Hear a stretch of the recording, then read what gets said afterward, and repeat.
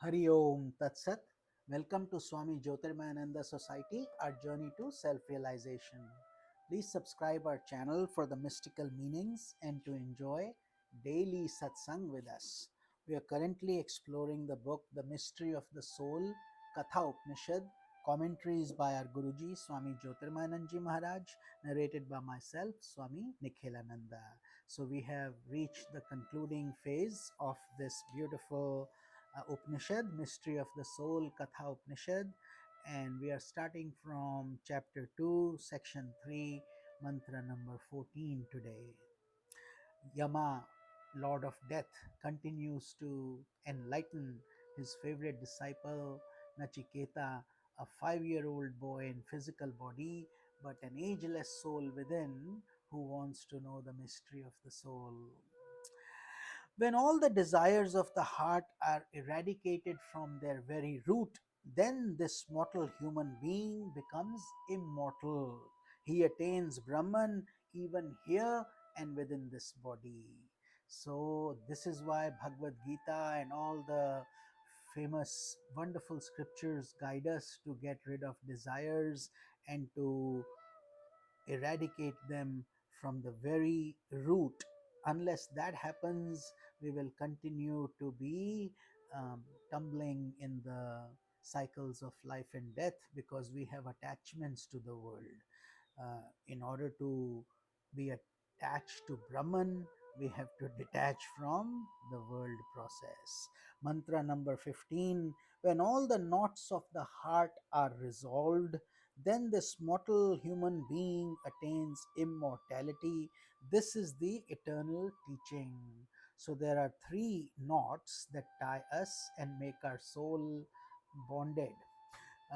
These are avidya, meaning ignorance, kama, knot of desire, and karma, the knot of action. These are the three knots of the heart that keep us tied to the world process.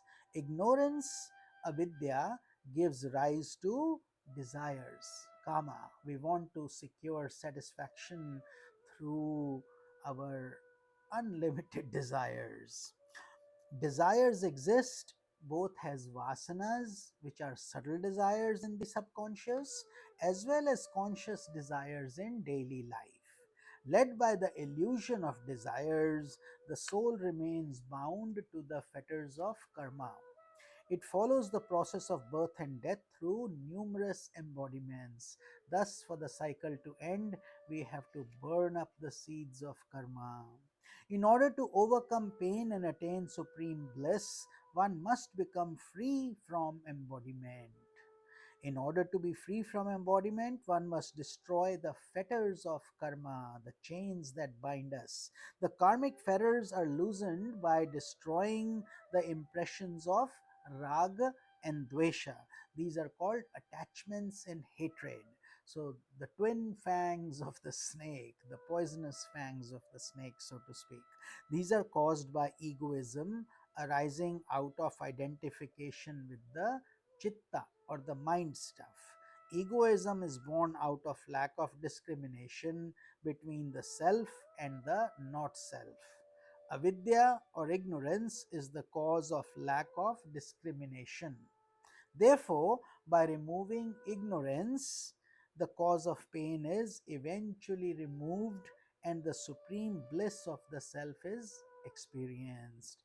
And ignorance can be removed gradually through spiritual effort of cleansing, purifying, and turning on the light of wisdom. Then the curtain, once the curtain is removed of avidya, then only vidya will come or knowledge will come. Mantra number 16. There are 101 nadis or pranic currents in the heart, of which one, Sushumna Nadi, goes to the crown of the head and it starts from the Mooladhara chakra. Those of you who do Kundalini or who are aware of the Kundalini yoga will know these. There is the Sushumna, the central channel, and then there is the sun and the moon nadis. They are called the Ida Nadi and the Pingala Nadi, and they meet at three spots. on the navel center, the heart center, and the Agya chakra. And therefore, uh, aspirant has to balance these energies, and the chakras have to be harmonized. And in Vedanta, we say these knots have to be removed. Then, passing through that, the soul attains immortality in the higher worlds. So they say when the soul passes through the Brahmarandra chakra, most people their soul passes through the lower extremities, you know. But if it passes through the higher chakras, and then they reach the higher worlds. But the passing through the other nadis, the soul continues to incarnate in various forms. So it is the Shushumna Nadi, the main channel through which yogis go. Some of them can even predetermine or leave their body at command will. They have mastered the process so beautifully. So, if one does not attain liberation during this life due to the presence of karmic obstacles and lack of qualification for profound inquiry into the nature of the self, his spiritual efforts are never rendered void. You simply start from where you left off and you continue the journey. By the force of purity acquired by his good deeds, devotional meditation, and understanding of the self, he follows the path of light. He ascends various planes of existence after his death and is led to Brahmaloka, the plane of the cosmic mind. Thence he emerges into the absolute, and this process is called Krama Mukti, or gradual liberation, as we have already touched upon it before. Those yogis who ascend to Brahmaloka after their death pass through the mystic channel called Sushumna. We were just discussing that. But those who are not endowed with the qualification for following this path of gradual liberation pass through numerous nadis other than the mystic channel of Sushumna. So their pranas, or their final atma, when the body is destroyed, when time of death approaches, so it comes out of other places, not necessarily the Sushumna, which is meant for yogis who know how to control this process.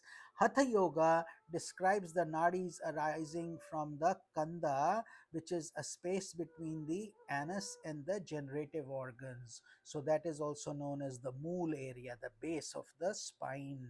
Because the control of prana or vital energy is the emphasis in Hatha Yoga, Hatha means Ha means sun, Tha means moon. So the combination is called Hatha Yoga, which means that it neutralizes the heat and the coolness to make it a warm, comfortable temperature. And that's why our body temperature is generally at 98.7. So that's pretty much the process of the Hatha. But in Jnana Yoga, the emphasis lies in the heart, where which is the center of reflective and meditative movements of the mind. So the mind rests comfortably in the heart center. Therefore, according to Jnana Yoga, all mystic channels radiate from the heart, because that's where the emotion is, the compassion is, and all the feelings reside. However, only advanced yogis are able to adopt Sushumna for attaining gradual liberation. It is because it requires skill and expertise, just like not everybody can perform a surgery. Only a skilled surgeon who has this knowledge and who has put in the effort can. Much in the same way, these yogis know this art. Not This is not for everybody unless one has put in the time and the effort and learned these mystic skills. 101 nadis figuratively refer to the innumerable nadis arising from the heart, leading the soul to countless embodiments. It feels like the dream never ends. One body ends, another one emerges, and so on. The teachings of the Katha Upanishad are summed up in this mantra number 17. The Supreme Self assumes the size of a thumb and abides in the heart of every human being, just as a reed can be husked and its coarse coverings removed, so an aspirant should detach the self from his body with patient effort and realize it as the embodiment of bliss. Mantra number 18, which is the last and final mantra of this Upanishad, after which we will be starting another beautiful book of Swami Jyotirmayananda in tomorrow's satsang, and I can't wait for it. If you have already enjoyed this, you have seen the beautiful writing style and explanation, mystical meanings of Swamiji, and I want to be his constant channel in sharing with you of all this divine information, and I hope you benefit and enjoy it as well. So we'll conclude the final mantra, mantra number 18, and then we will end this beautiful Upanishad, Katha Upanishad, mystery of the soul. Final mantra 18. Thus, having heard these instructions containing spiritual knowledge and the method of yoga, Nachiketa became free from death, free from the impurities of the mind, and attained oneness with Brahman, which is what he wanted to do. For this reason, he gave up all the temptations of the world. Whoever thus understands these teachings becomes free from the birth and death and attains Brahman. In these concluding mantras, Lord Yama gives a basis for devout meditation by describing the self to be the size of a thumb abiding in the heart. As the mind is purified by devotion, it adopts the path of spiritual inquiry, which involves separating the self from the three bodies and the five sheaths, much as the munja reed is separated from its coverings. Whoever brings about the removal of ignorance consequently stops all desires and realizes, I am the non dual self, I am Brahman. The world and the individual soul are projections of illusion. That's what's called Maya Shakti, magical power. He attains supreme bliss, such a soul.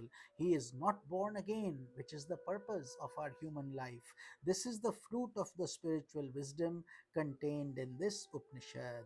Thus ends Katha Upanishad. And the peace chant, every Upanishad starts and ends with a peace chant, which I will chant, and then we will conclude this satsanga for today. The peace chant is Om Sahana Vavatu Sahanau Bhunaktu Sahaviryam Karavavahai Tejasvinavadhitamastu Ma Vidvishavahai. Om Shanti Shanti Shanti. Hari Om Tat Sat. I will see you in tomorrow's satsang when we start a brand new book from Swamiji, Yoga Essays for Self Improvement, and it has very exciting topics that apply, especially in this day and age of material stress and prosperity, but no peace. These essays, these writings of Swamiji's, these lectures will be profoundly helpful to all souls. Everyone can benefit. So I will see you in tomorrow's satsang. Hari Om Tat Sat.